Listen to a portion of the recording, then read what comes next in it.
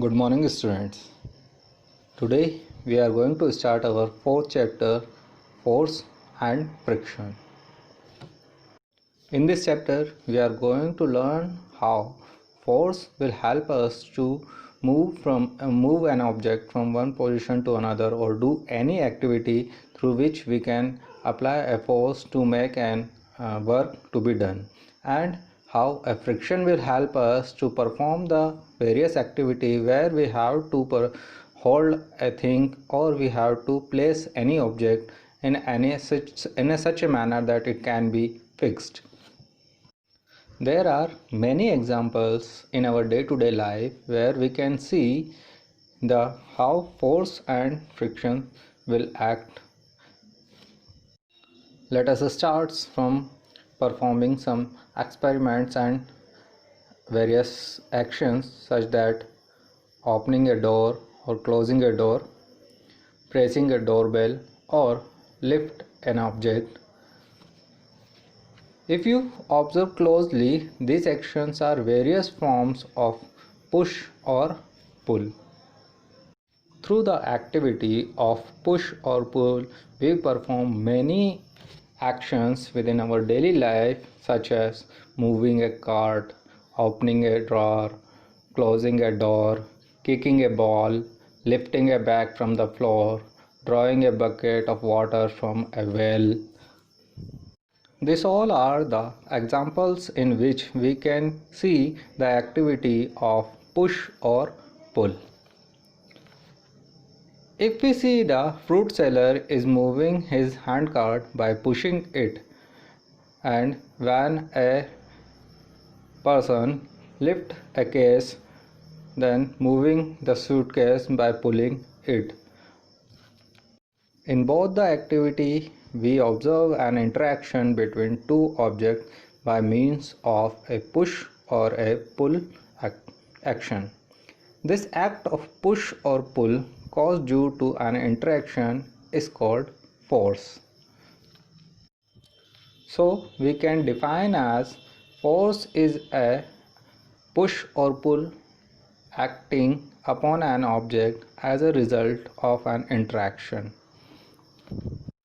By the definition, we understand that all the activity where push or pull acting on an object by any interaction with us or with any force is called the force.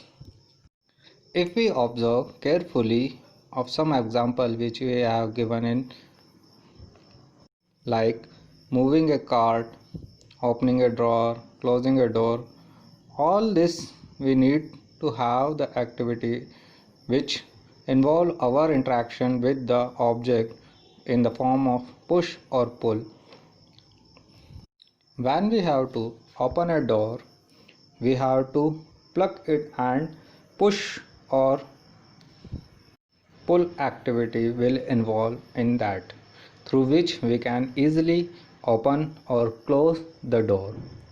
If a boy kick a ball, then he have to push that ball away from himself by the force from his leg, through which his leg interact on the ball to make it push away from it.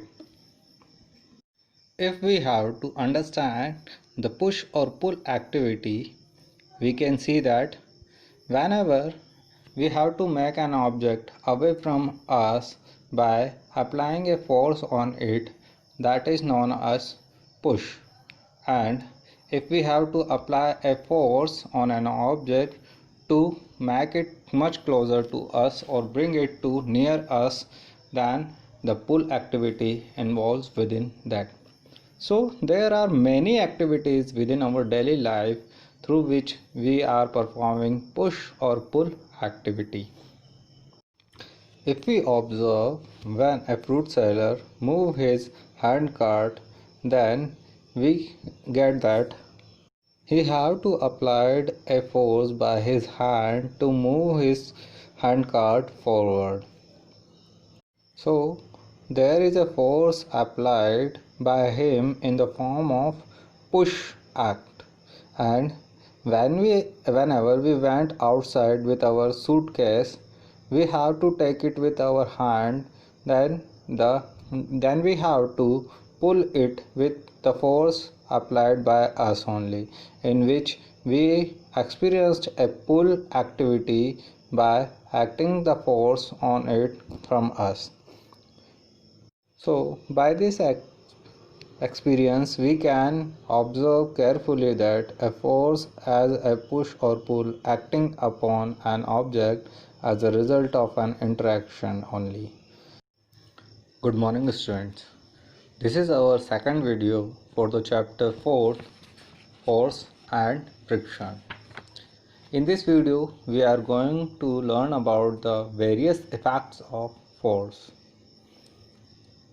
in which we are going to learn how a force can move a stationary object, a force can stop a moving object, a force can change the speed of a moving object, a force which can change the direction of a moving object, and a force can change the shape and size of an object. So we start with our first point. A force can move a stationary object. If a force is applied on an stationary object, it can move also. For example, if we see a suitcase is pulling on its wheel and lifting a box from a table or a ground, are some examples of force can move an stationary object by applying forces. A force can stop a moving object. We can stop a moving object by applying a force in the direction opposite to the movement of the object. For example, if we catch a ball moving towards you, your hand exerts a force in the opposite direction of the moving ball, so you can catch the ball easily. If a body can also stop on its own due to the force of friction also. For example, if we throw a ball on a ground by rolling on a rough surface, it comes to rest after some time. A force can change the speed of the moving object also. The speed of an object increase or decrease depending upon the strength and the direction of the force applied. You have to push a moving thing harder in the direction of its motion to increase its speed. But if you want to stop it or slow it down, you have to pull it or push it in the direction opposite to its motion.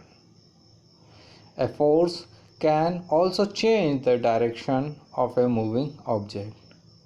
For examples, a force can also change the initial direction of a moving object when a batsman strikes a ball at him. The force applied by him through the bat changes the direction of the ball and ball travels in a new direction. Whereas a force can also change the shape and size of an object. You can take a ball of dot and make model of different shape and size by pressing it with your hand. A rubber band becomes longer on pulling. The applications of force on an object can change its shape and size also. This all from this video. Thank you.